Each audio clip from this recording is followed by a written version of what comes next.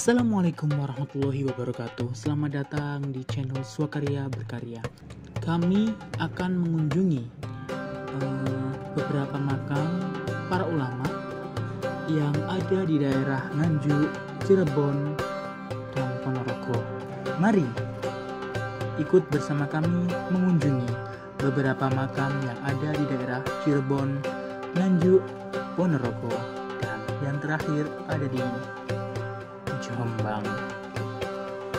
Yang pertama yaitu ada makam Kanjeng Jimat, yaitu Raden Tumenggung Sosrokusumo atau yang lebih dikenal dengan nama Kanjeng Jimat.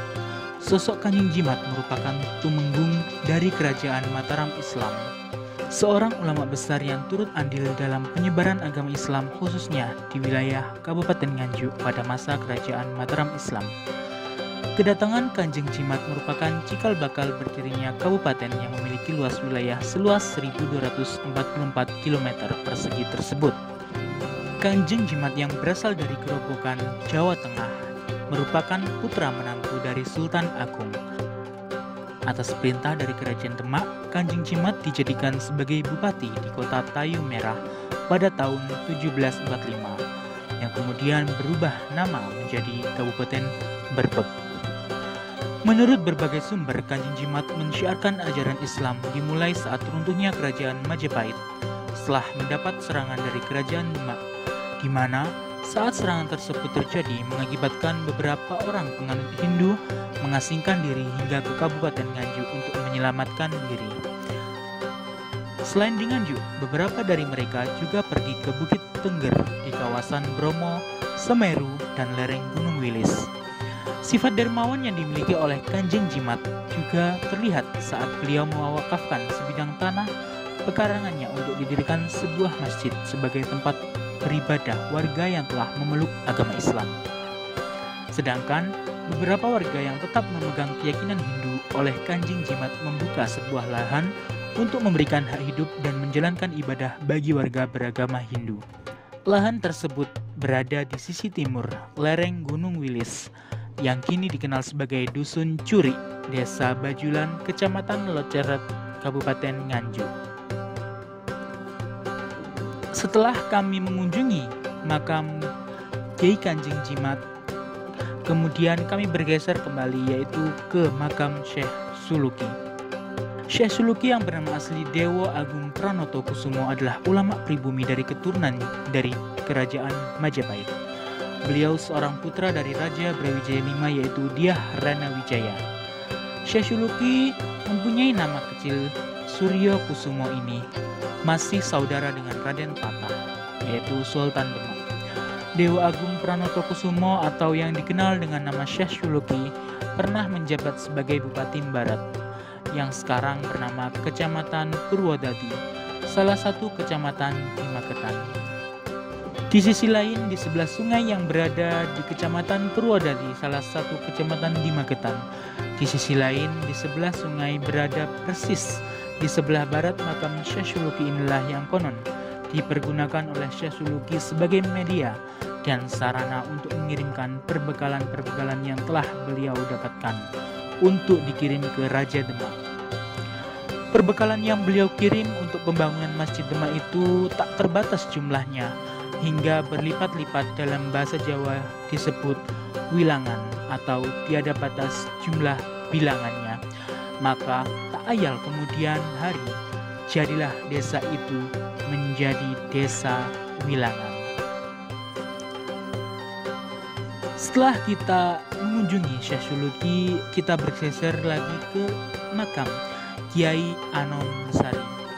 Makam tokoh agama Kiai Anom Besari yang merupakan ayah dari Kiai Ageng Hasan Besari, Ponorogo di Desa Kuncen, Kecamatan Mejayan, Kabupaten Madiun, dijadikan tempat wisata religi.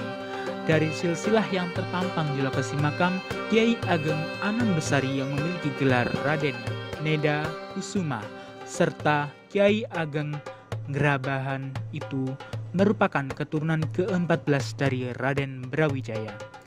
Kiai Ageng Anom Besari merupakan ayah dari Kiai Muhammad Hasan Besari yang makamnya ada di Desa Tegalsari, Kecamatan Jetis, Ponorogo. Menurut cerita, Ki Ageng Anom Besari dikenal sebagai wali Allah ataupun musafir. Ia juga dikenal sebagai Ki Ageng Gerabahan karena ia menyamar sebagai penjual gerabah pada saat masa zaman penjajahan Belanda. Sehingga dengan ia menyamar sebagai penjual gerabah, ia bebas untuk bergerak kemana-mana guna menyiarkan agama Islam. Setelah kita mengunjungi makam Kiai Anom Besari, kita geser lagi ke makam Kiai Ageng Muhammad Besari. Kiai Ageng Muhammad Besari berasal dari Caruban, Madiun, Jawa Timur. Tidak ada keterangan kapan beliau dilahirkan. Ayahnya bernama Kiai Anom Besari dari Kuncen, Caruban, Madiun. Kiai Ageng Muhammad Besari mempunyai 9 orang anak. Di Tegalsari, Kiai Ageng Muhammad Besari membuka pengajian untuk masyarakat sekitar. Antusiasme masyarakat cukup besar sehingga Kiai Ageng Muhammad Besari mempunyai murid yang banyak. Selain dikenal memiliki ilmu agama yang mendalam, Kiai Ageng Muhammad Besari juga dikenal sakti dengan bukti dapat mengalahkan para warok pemimpin reog Ponorogo. Hari sudah menjelang malam, kita bergeser ke Jombang, yaitu makam Kiai Haji Abdul Wahab Hasbullah. Kiai Haji Abdul Wahab Hasbullah adalah seorang ulama pendiri Nahdlatul Ulama. Kiai Haji Abdul Wahab Hasbullah adalah seorang ulama yang berpandangan modern. Dakwahnya dimulai dengan mendirikan media massa atau surat kabar, yaitu Harian Umum Suara Nahdlatul Ulama atau Suara NU dan Berita Nahdlatul Ulama. Ia diangkat sebagai pahlawan nasional Indonesia oleh Presiden Joko Widodo pada tanggal 7 November 2014. Beliau adalah pengarang syair Yalal Waton yang banyak dinyanyikan di kalangan Nahdiyin. Lagu Yalal Waton dikarangnya pada tahun 1934.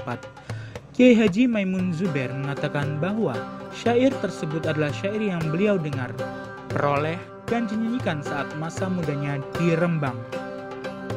Dahulu syair Yalal Waton ini dilantarkan setiap hendak memulai kegiatan belajar oleh para santri.